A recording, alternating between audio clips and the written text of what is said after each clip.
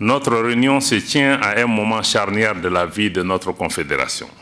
Après la création de la confédération AES à Niamey par leurs excellences, le capitaine Ibrahim Traoré, président du Faso, chef de l'État, le général d'armée Assimi Goïta, président de la transition, chef de l'État de la République du Mali, et le général d'armée Abdourahmane Tchani, président de la République du Niger, chef de l'État. Il nous est donc donné de constater des progrès considérables réalisés par notre jeune confédération. Dans le domaine de la défense et de la sécurité, des avancées considérables ont été réalisées sur le terrain par nos forces armées et de sécurité, y compris la force unifiée AES, dans le cadre de la lutte contre le terrorisme. Malgré les ingérences extérieures, pire, malgré les soutiens des sponsors étatiques étrangers aux groupes armés terroristes opérant au Sahel, nos forces ont démontré leur capacité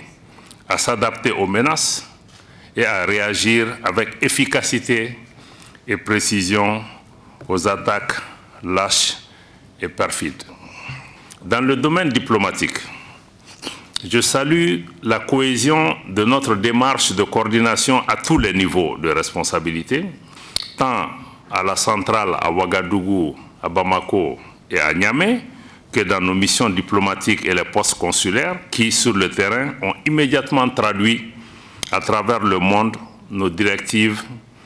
en tenant régulièrement des concertations et en portant d'une même voix les messages de la Confédération. Je tiens également à saluer une nouvelle fois le leadership exemplaire,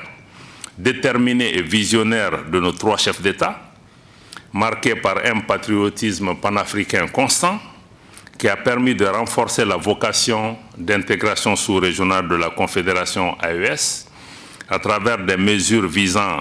la libre circulation et le brassage des populations du Sahel ainsi qu'avec les autres populations de l'Afrique de l'Ouest, notre espace commun.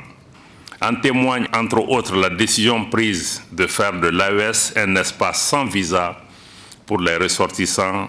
des pays membres de la CEDEAO. Notre confédération a su prendre avec une efficience très appréciable toutes les mesures nécessaires à un développement à la fois humain, économique, social et culturel grâce aux mécanismes des acteurs confédéraux impliqués dans ces différents domaines. Les résultats concrets des différentes rencontres sectorielles prouvent l'ingéniosité créative de notre confédération qui, dans sa jeune existence, a entre autres pu mettre en place le prélèvement confédéral pour mobiliser des ressources internes pour financer le développement de la confédération, mais aussi de créer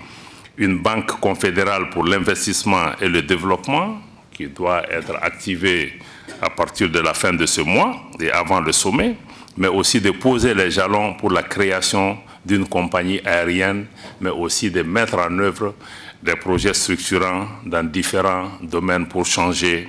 la vie de nos populations dans le cadre d'une transformation structurelle de nos économies.